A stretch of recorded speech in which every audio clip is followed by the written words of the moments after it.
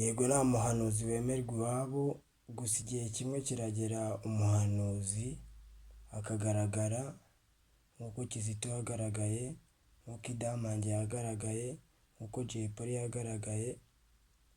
Abahanuzi ntabwo bakunda kwemerwa iwabo, kandi mu by'ukuri abantu benshi ntabwo bakunda abababwiza ukuri.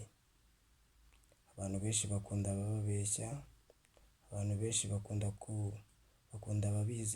ababizeza ibitariho, abantu benshi bakunda ababaha.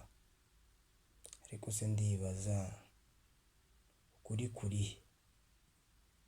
kurihe? Nawe wibaze mu mutima wawe, ukuri kurihe? Ninde munyakuri? Se ni njyewe? Se ni wowe? Biragoye. Ku isi nta buringanire buriho. Se uburinganire buzaboneka ryari? Se buzagaragara ryari? Ibi ni ibibazo buri umwe wese yibaza. Isi yose nta buringanire buriho. Abitwa ko bakomeye nibo bagerageza kubangamira ba bandi badakomeye.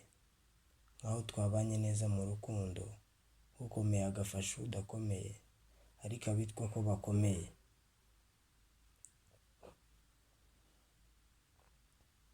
nibo ba mbere